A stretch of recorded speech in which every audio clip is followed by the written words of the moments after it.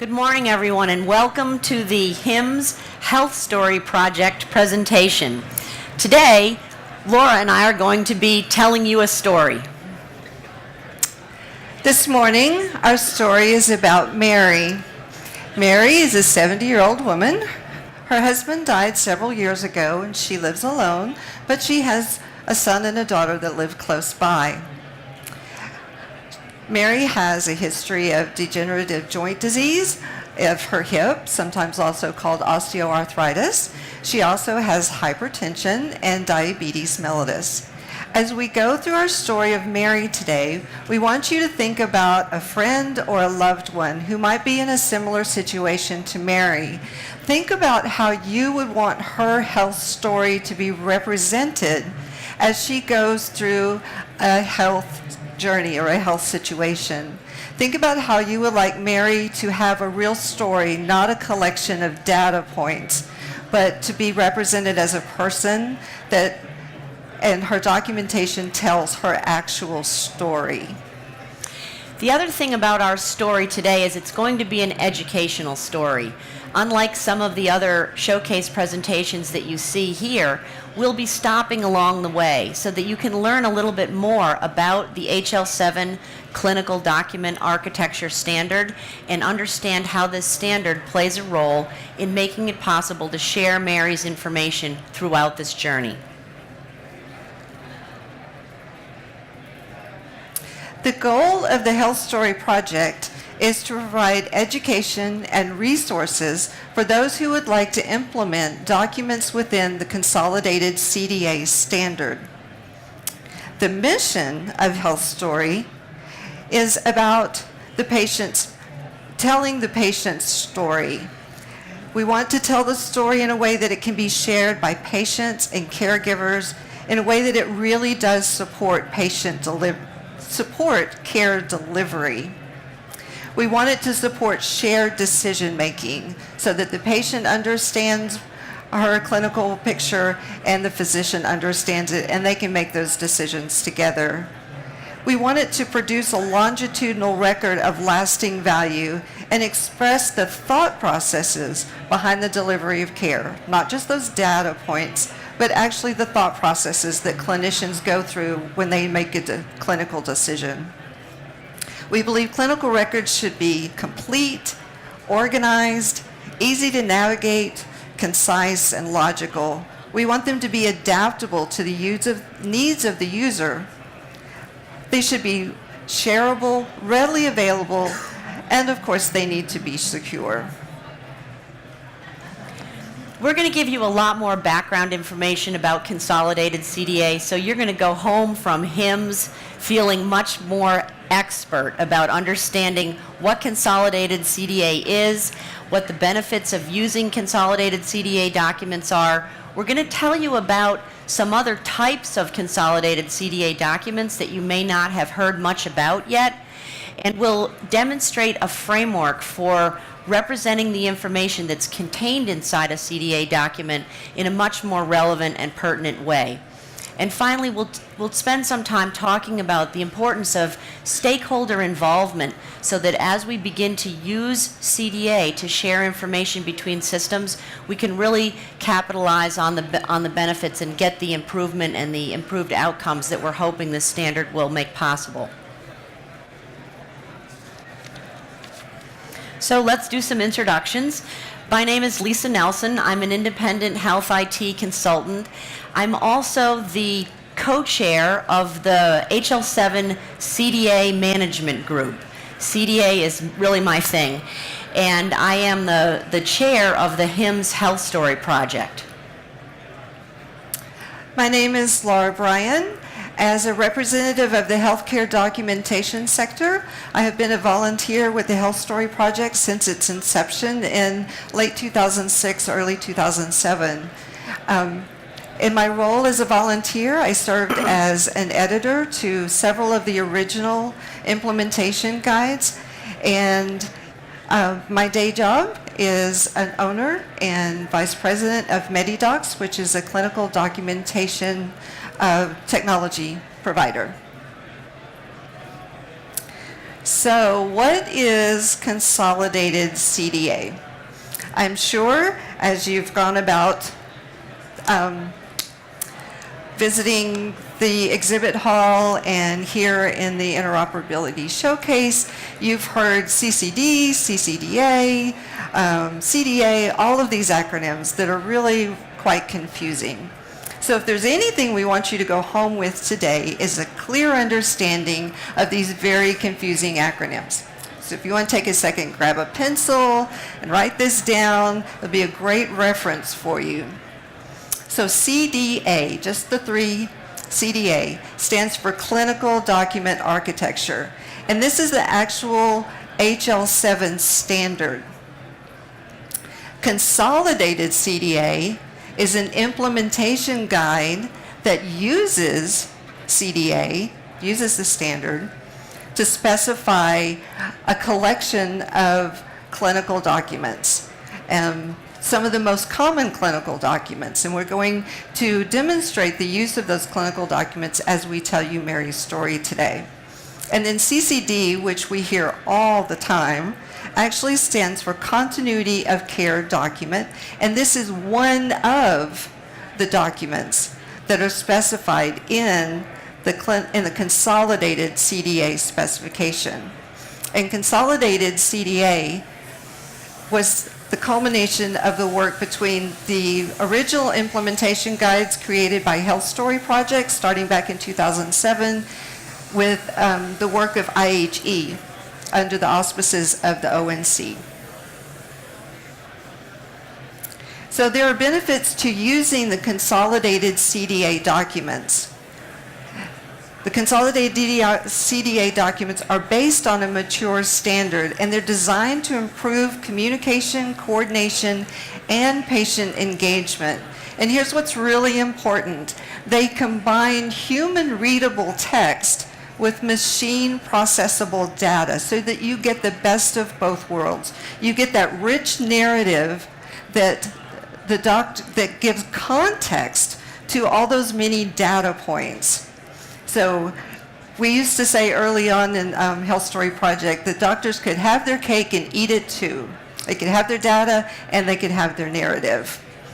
It's also good to know that the CDA, the CCDA standard, is production ready and has been cited in meaningful use.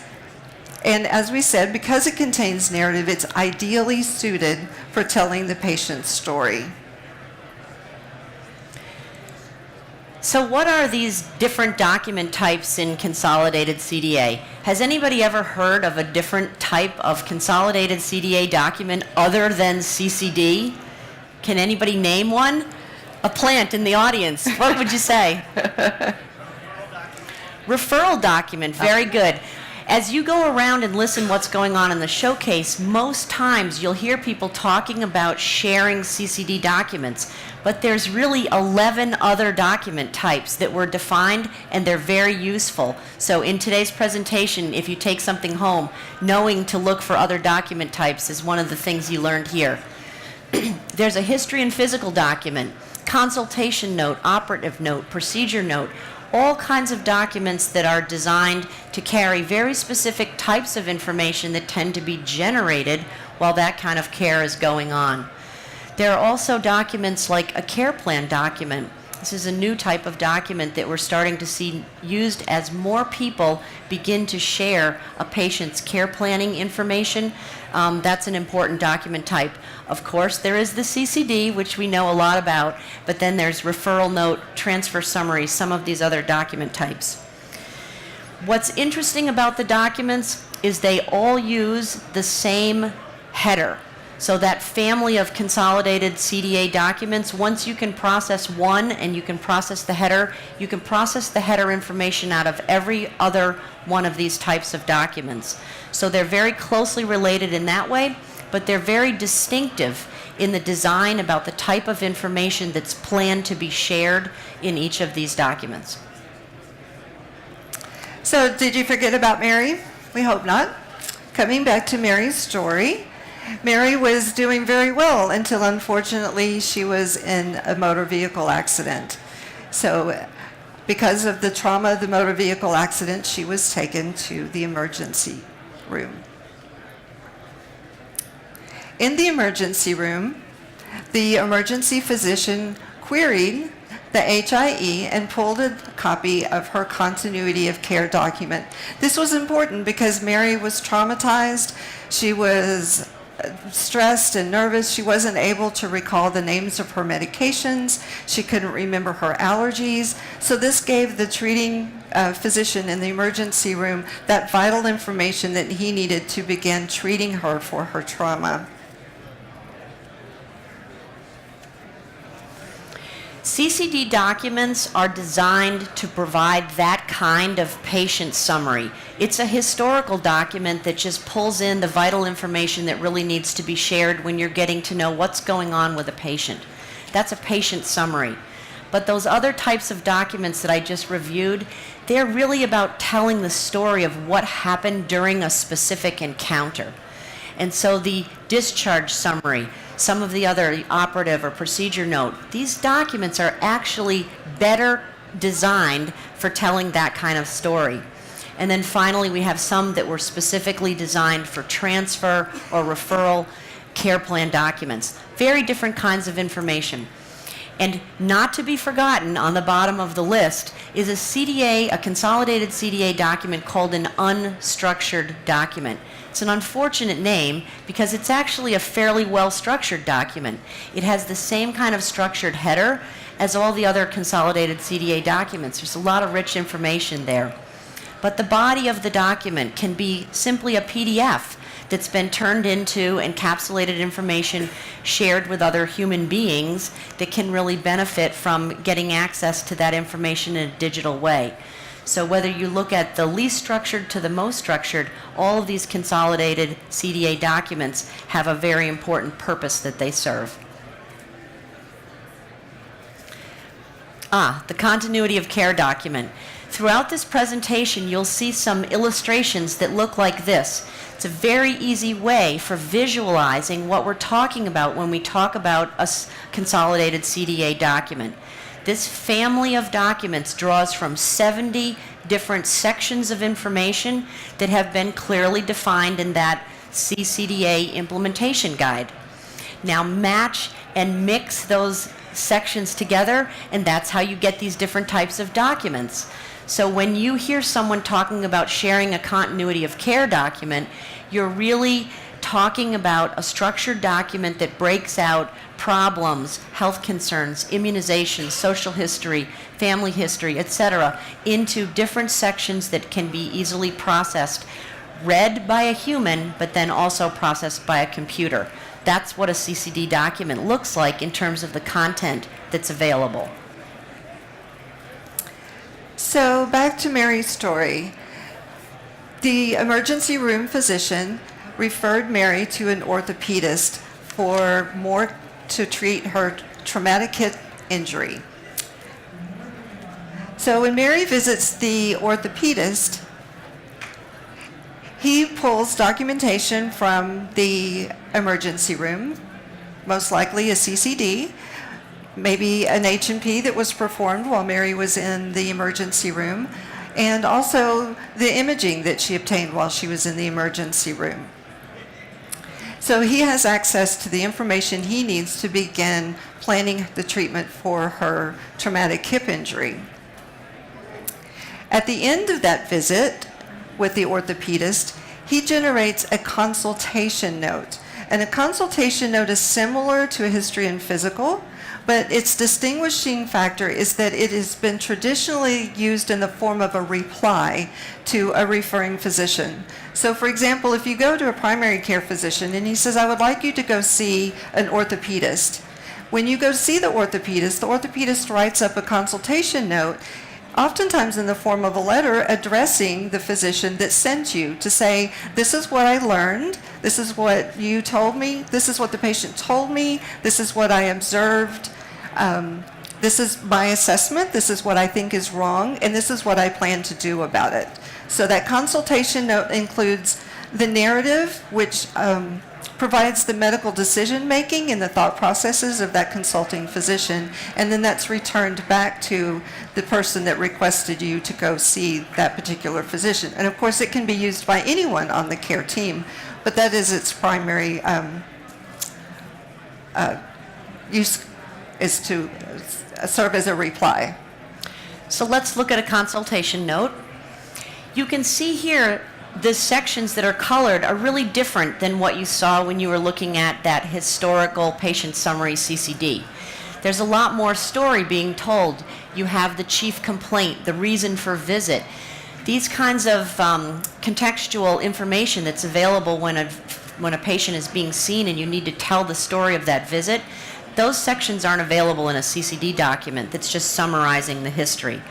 So the history on how these document types like consultation note came into existence is over 15,000 consultation notes were reviewed by the Health Story Project back when this document type was designed, and they looked at what physicians were really expecting in the way of the headings that were included in the document. So we could understand the type of information that clinicians really needed to share when they were doing a consult note. And every of the other types of consolidated CDA documents went through a similar process. So these structured sections were developed around understanding the kind of information that clinicians really wanted to see. That's how we developed the sections and how the different types of documents were designed. So they have been the type of documents that have been shared in paper for all these years. Physicians are used to seeing consultation notes, and really what this has done is just created a digital way and a standard way of sharing that information that clinicians are already really counting on and really using in their practice. That's the historical perspective. In the future, we foresee that these CDA documents will be used for new purposes that they've never been used for before. For example, sharing information between providers and payers. CDA documents will begin to be the way that information is shared to do claims, to get paid for the services that are rendered by providers, and also to do things like a pre-authorization, so you can understand what it would take to be able to establish a certain care plan, a certain care treatment path for the patient. So CDA documents, although they were grounded in historical types of documents that were used, they really have got a lot of future possibility in terms of new document sharing paradigms.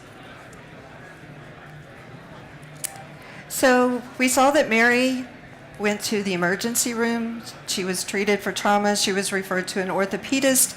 The orthopedist determined that she had a fracture, and Mary had been progressing towards a total hip replacement, but with this latest trauma, it basically accelerated the need to go ahead and do the total hip arthroplasty. So for the purpose of surgical planning, Mary has been referred to the imaging center for an MRI of her hip. And consolidated CDA includes a diagnostic imaging report, a very structured document that can be used to share that kind of imaging results. However, not all systems are ready to produce these very structured documents. And so there's also a possibility, there's a new standard that's called XDocs coming out of HL7, and it establishes what we call minimally structured consolidated CDA document, a great starting point for vendors and implementers who have data that needs to be shared, but you're not ready to share it in a highly structured set of sections. An XDoc gives you the ability to still have a CDA document with that nice header, with the patient information and all of the narrative that you can read and tell the story. But inside of the document, this information does not have discrete data.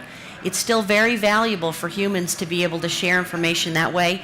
Laura, let's look at the XML. I just wanted to give an example. Inside this CDA document, you can see there is a structured body, and there's that one simple section that's coded as a diagnostic imaging note.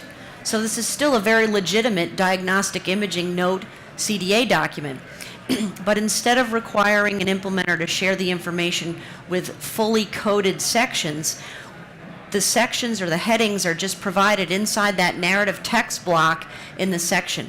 So it's a very effective way to share information on the same infrastructure that's being designed for use of CDA documents, but get started at a lower bar of being able to share the narrative. So Mary has had her MRI, and the surgeon, the orthopedist, would like Mary to get surgical clearance from her primary care physician. So Mary's next stop on her journey is to see her primary care physician for that surgical clearance.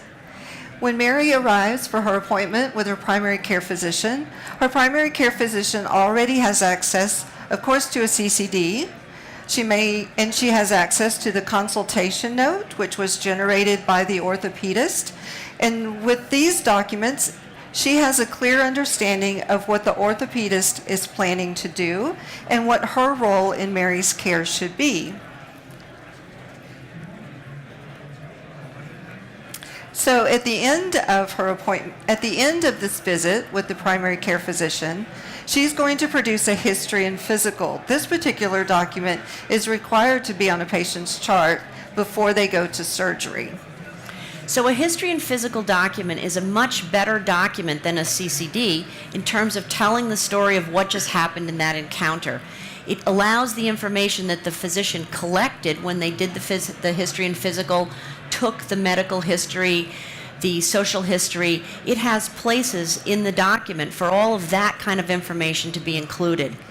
So it looks like a CCD and it has that same kind of header information available, but all of the sections are broken out so you can very quickly get to a certain area of the document. The table of contents that's exposed, this looks like those little blocks that you saw in my block diagram illustrations. You can see that this document is broken into those structured sections laid out by the design for a history and physical. And it plays out in the human readable for the human who's interacting with the information, and then inside that XML document, it plays out as the structure that's available for computers to process. One initiative taken on by the Health Story Project was to create a SOAP framework. And actually, we didn't create the SOAP framework, but we took the sections within the CCDA documents and aligned them with a paradigm called the SOAP paradigm. So typically, CDA documents have been rendered in alphabetical order. So each of these sections that you saw in our blocks or the entries in the table of contents, each of those sections were displayed to the physician in alphabetical order, which is not really the way physicians are accustomed to seeing these particular documents. They're accustomed to seeing them in this paradigm of subjective, objective assessment and plan. So SOAP is actually a heuristic for the diagnostic process. And this framework, this heuristic, has been used by physicians for many decades. So as I mentioned, SOAP stands for Subjective, Objective, Assessment, and Plan. Subjective information includes anything that the patient or a patient's caregiver tells the physician.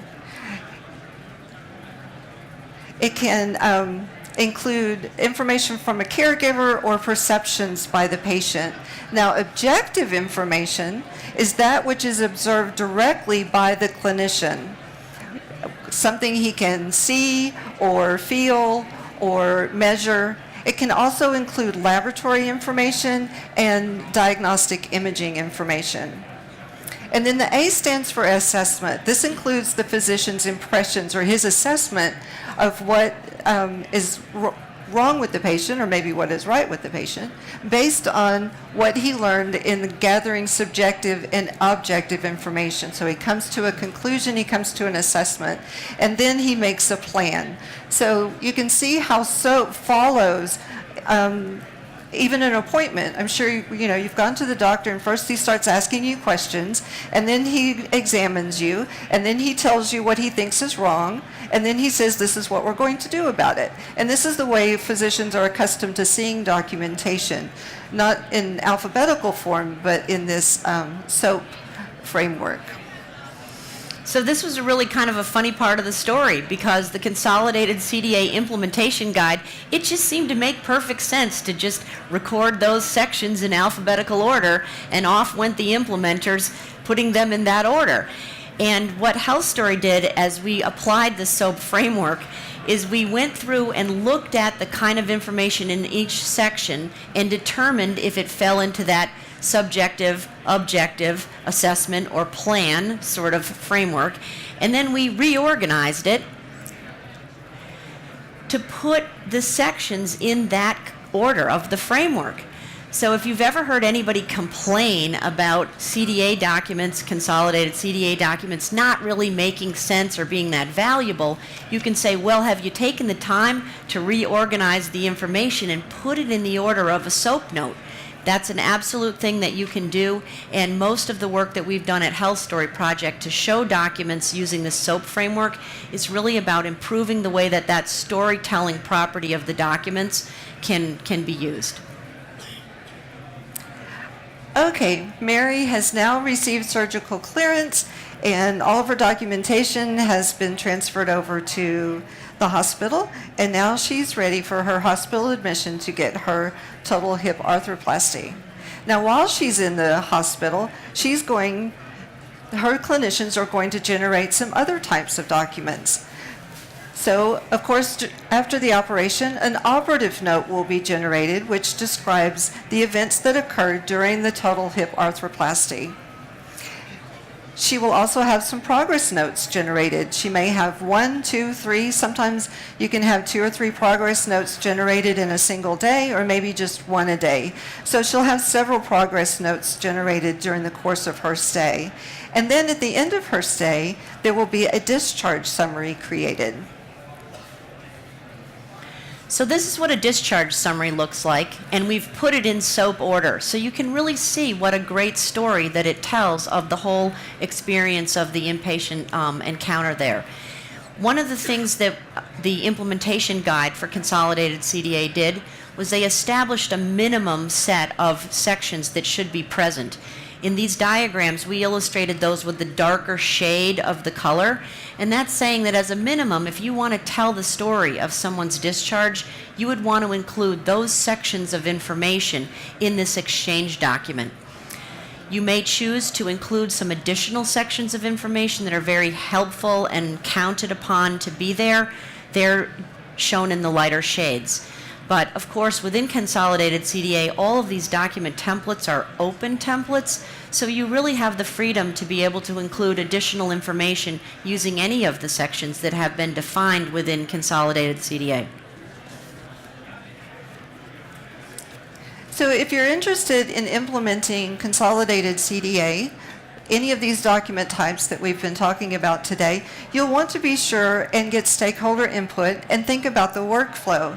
Now, it's not unusual that these documents are being generated today, but they may not necessarily be being generated in CDA format using the CDA standard. So if you would like to do the implementation, it's important that you include all stakeholders in your planning.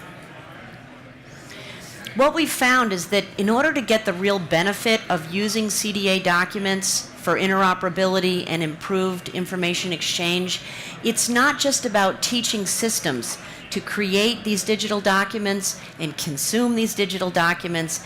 There's really a harder part of the problem, and that is changing the workflow that we use, the way that we communicate with each other now that this kind of information is available and systems are beginning to know how to create and consume it. So whether it's looking at how this information could be queried and pulled in kind of a just-in-time basis when it's needed, or whether maybe this information should be pushed to other care team members downstream who you know will need it, the workflows ultimately need to be considered. The other stakeholders who need access to the information need to be considered, because if we don't change the way we work and the way we communicate, then using this standard won't really produce any new benefits. As we return to Mary's story, Mary had a very successful surgery, and she's been discharged, and she's on her way home. And throughout the course of her medical treatment, these documents, which we've been talking about, have been gathered in the Health Information Exchange. So Mary has a very rich collection of documents that tell her story, that tell her journey. In a way, you can think about a health information exchange as a registry of all of this collection of documents that have been passed around to tell Mary's story. The documents are available to be queried and provide information, either summarized or information about encounters of care. They also, when consent permits it, can be utilized to extract information out and aggregated to be used for secondary purposes, like, for example, quality measures. That's a great example of how information that has already escaped from the EMR can be harvested out of consolidated CDA documents and used to look at how we're doing to take care of populations of people. Another way to address the usability of consolidated CDA documents was to look at different ways of rendering these documents. And in 2016, ONC sponsored a competition, a rendering competition. And here you see a rendering tool created by Bryn Lewis of Back Beach Software. He was the winner of the rendering tool competition. And this particular rendering tool offers several advantages over traditional style sheets that have been used. Each of the sections can be expanded or collapsed. They can be rearranged. And then we have a table of contents over to the right that can be used. You can expand or collapse the table of contents. And also, in Bryn's rendering, he offered the option to display in SOAP format. So you can click a button and rearrange the sections in the SOAP framework, or you can go back to any other type of framework you would like. We're also working on the standard style sheet that's available. Many vendors use the standard CDA style sheet that comes out of HL7, and right now it presents the whole header information right up at the top, which is not necessarily what you want to see when you first are looking for patient information. So we're doing some things to slim down the amount of header information that we display at the top of the document so you can focus in on the patient and the authors. We've done some things to collapse that table of contents so it doesn't take up so much room when you're rendering a document, and then gotten rid of all the color in the middle that used to, all the bright yellow and everything, so it's making the body of the document a little bit more readable. And then at the bottom of the document, besides this collapsible table of contents, at the body of the document, we're doing a better job of exposing all of the information that's available in the header. This is important as implementers look to use some of the additional types of consolidated CDA documents that are encounter focused. When you need to get information about what encounter set the context for this, what services were provided, what consents were in place, the header has a lot of information about that context for the information, and so at the bottom of the document now you'll see more of that encounter-based information exposed. So you have access to it, but it's not clogging up your initial view. This style sheet will come out from HL7 and be available for all kinds of implementers to use as an open source style sheet. Now, Mary has had a very successful course of treatment, and now Mary is home, but that's not the end of her healthcare journey. Now she needs to go through rehabilitation and healing, and her family will be an important part of that process. And patient engagement, of course, will be an important part of that process.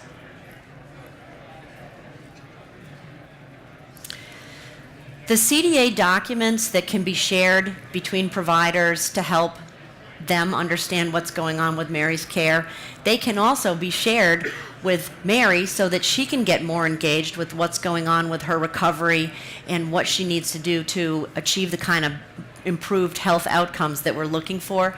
The documents can also be shared with Mary's family members, so Mary's daughter can help be a part of that.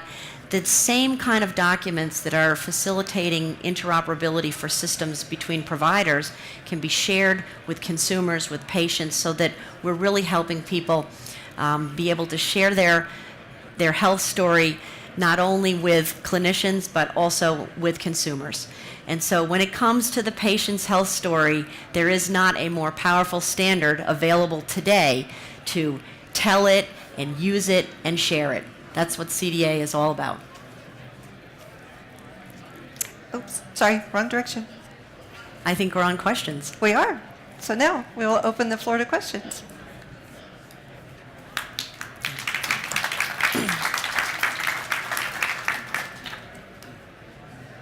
Are you all CDA experts now? Anything you've been wondering? Yes, sir. Get more details on the individual components of the CCDA. Great. So, And also, pardon me, we also talk about fire, CCDA on fire. thank you. And I don't even know you, right? This is just a magical question. So, consolidated CDA is an open standard from HL7. If you go to hl7.org, there's a search bar. You can just Google for that or go to their master grid. You can download a PDF document that tells you about all 12 document types, describes the 70 different sections, and gets into the templates that are used to represent the machine processable data that goes along with those sections. So to learn more about consolidated CDA, you get the spec from HL7. Everyone's heard a lot about FHIR. Sometimes as CDA we feel a little bit like the left out stepchild, but we are the standard that's being used today to make progress in interoperability. While a lot of R&D is being done to look at some new RESTful capabilities. In FHIR, there are resources for doing FHIR documents. Does anybody know the name of the resource for doing FHIR documents? Composition. The composition resource has been established to do everything that we're doing in consolidated CDA today, but you can do it with FHIR. So a FHIR composition has the same sort of section breakout that we've been showing you today. Everything that you need to, that you can learn and you can begin to do with your systems today using consolidated CDA is smoothly transitionable to use in FHIR. In fact, we've got some proof points at the FHIR Connect-a-thon. You can go, there's a track that's called CCDA on FHIR, and we demonstrate the creation of FHIR compositions with all of the underlying resources that represent the discrete data, and you can go back and forth between a CCDA document and the storage in a FHIR API, and then you can draw a FHIR document back out, run an operation on it, put it back together again as a CCDA document. So no matter what kind of infrastructure you're developing right now, whether your focus is on CDA or your focus is on FHIR, these standards are perfectly aligned. I will also tell you that part of the mission and goals of Health Story Project is to provide resources and education. So you can Google the Health Story Project webpage. It's under HIMSS. So if you just Google HIMSS Health Story Project, when you get to our landing page, you will see a lot of information about the work that Health Story Project has been doing. We do 4 roundtables per year where we have guest speakers, and they talk about different topics related to CCDA, and you can go to each of those. Each roundtable has a blog associated with it, a deck of slides, a recorded webinar presentation, and some resource materials, and then there's also the Q&A. Oftentimes, webinars don't have an opportunity to answer everyone's questions. And so we've always gathered up the questions that didn't get answered during the actual roundtable, and we present those to the presenters, and they give us a written answer, and we post those along with it. So it's a great resource. You can go through and pick from a number of topics over the last 3 years that we've been doing these roundtables. We should do a little shameless promotion also. In May, we're going to be doing a CDA presentation that's about doing quality measures with data that's available from CCDA documents. So if you're interested in quality measures and how to use CDA data to compute quality measures. That's another opportunity in May, one of our upcoming presentations.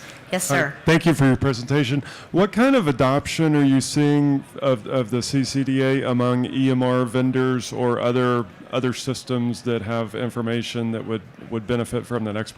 I mean, the more adoption there is, the more benefit for the interoperability. And if no one adopts it, it's challenging for everyone. So, and so, what adoption? And maybe are there things that could be done to encourage more adoption? Yes, so because consolidated CDA was listed in the meaningful use standards, there is a high level of adoption around that CCD document, and that's what you'll see most vendors are able to produce right now. The ONC used a language, something they called a transition of care document, which is secret code language for a CCD, a discharge summary, or a referral note in terms of the document templates that are in consolidated CDA. So we have seen more vendors producing discharge summaries and referral notes. That seems to be on the rise. Most vendors are moving in the direction of being able to share a CCD. What's emerging? Care plan documents. That's the next space where we're seeing some activity, beginning to explore this need to have a future-oriented plan communicated and shared with the whole care team. So care plan documents are coming. We do run something that's called the CDA Implementation-a-thon. Not as many people attend as Fire Connect-a-thons, but quite a few vendors, and there's been a rise over the past 3 years that we've been doing this. The last one that we held was completely full. I think about 50 or so vendors. Almost every major EHR was represented there, and there's beginning to be a much more active community that's talking about the challenges and the practicalities of sharing data in CCD and also in some of these other document types. So I think it was maybe a slow ramp up, but we're definitely seeing a rise in support for consolidated CDA now. Questions? Josh, did you have any questions, or did we handle everything? I think. So the question is, if there were no questions, I was going to ask exactly where do you get more resources on CCDA? Where do you get more resources on the health storage project? I think you've answered that. Okay, great. The one other thing I guess that I would say is the CDA standard is used for other types of documents besides consolidated CDA. Laura and I focused on that, but you shouldn't think that it's just limited to just consolidated CDA document types. So if you're an implementer, maybe you're already developing a system that's capturing some other types of information, there is no limit to what can be represented using CDA. So the templates that are available right now provide guidance on how to do some of these specific things. But if you're a vendor who's thinking about how do I, now that I've collected all this cool information, how do I share it with other systems? You can look to CDA as a standard that would be a way for you to release that, liberate that data out of your system and begin to share it now with downstream systems that know how to consume CDA documents. And a system that's learned how to consume a CCD is already light years ahead in being able to consume any kind of CDA document at all. You could expect that they would know how to consume the header of your document. They may know how to render the sections that are available, so your information could be shared as human readable information. And really what's left to work out is how do we process some of the discrete data that are in the entries, but this standard can be used to share all kinds of information. Scott Brown is in the audience there. One of the examples of this was we've made some progress on generating patient-generated documents. So we're using CDA today to share information that consumers are generating, recording about themselves, in this case their own goals, preferences, and priorities for care. And now we can run patient-generated data right on the same rails that's already being laid down. The infrastructure that's there for clinicians to share information is available for consumers to share information too. So if that's an interesting use case to you, don't overlook the possibility of using CDA to share patient-generated data. Laura and I will stick around after, I guess, if there's more questions, come on up. And Oh, we've got, over here. Oh,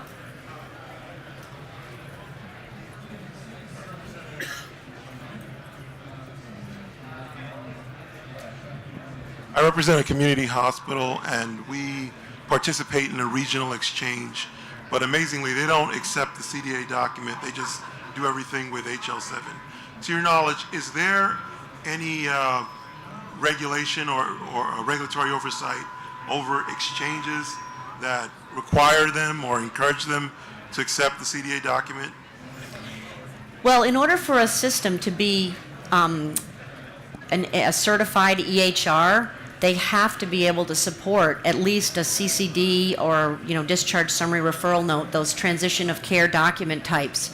So I think if you'd go to your health information exchange, maybe talk to them a little bit about whether or not the software that they're running is a certified EHR. It's pretty common to be able to at least expect that CCD documents would be exchanged. We do find that there's a lot of room for improvement in the area of accepting documents as opposed to just creating them. So I guess like most communicators, we all learn how to talk more than we learn how to listen. And the upstream channel, being able to share information back into, I call inside the castle walls, there's a little bit more resistance there that we need to overcome. And somebody asked, how do we improve the adoption of consolidated CDA? You just need to keep asking for it and expecting it. When you go to a patient portal, if you go to get some information out of a system, or if you're a vendor and you're sharing information with another vendor, you should feel confident expecting that that information as a minimum can be available in the form of a CCD. And even if you deliver it to them as the unstructured document, you could deliver a document to them with a CDA header and a CDA footer. CDA is, platform agnostic. It can be displayed in a Word document or in a browser. There are different ways of distributing a CDA document. So they may not be able to machine process that CDA document, but they should certainly be able to receive it and store it. And view it. Yeah, and view. Great presentation. I want you to go back to the issue of the care plan, because I'm not sure I clearly understood. All the talk about interoperability is about clinicians sharing data or the consumer being able to view, download, and transmit their own data. But you're saying you want to take it a step further and let the consumer put information in. And this care plan spec is an opportunity for the consumer to actually put something in that a future doctor might need to know in order to deliver better care. Did I get that right? Sure, absolutely. I mean, when you think about a care team that's working with a care plan, who's one of the most important people? It should be a On the care team. person-centered healthcare system, right? Exactly. So when you think about a care plan, I talk about, I teach about CDA out in the real world. I go to community centers and churches and schools and tell people about this technology and that they should expect digital documents to be delivered this way. And I talk about the care plan being an opportunity to think about your health care like you're looking through the windshield of the car instead of just looking in the rear view mirror and managing your health about what's happened in your history. So care plan documents are an opportunity really to have a two-way dialogue, because it's not only the plan of what are we going to do going forward, but it's also the how did that intervention happen? Did it work out? What was the outcome that was achieved as a result of that? Did those planned steps actually take place? I see that as a two-way dialogue between all the care team members, including the patient. So all this evolution has taken so long, and it's so you have amazing patience to be pushing this rock up this big hill. If you were the dictator for the day, how would you turn us from the rear view mirror into the windshield? Well, I believe that patience really would be a game changer in this. If you really equipped people to expect more for their health information and got in the game, we could change this. If every time you went to your doctor's office, boy, I wish I could sing. I always have a vision of doing that Alice's restaurant thing at the end there, where it could say, imagine 2 people a day walking into their doctor's office and singing a bar of, can you give me my CCDA document? And then imagine 50 people a day walking in and saying, give me my CCDA. I really do think that we could make a difference there. So setting people's expectations, there's an education gap.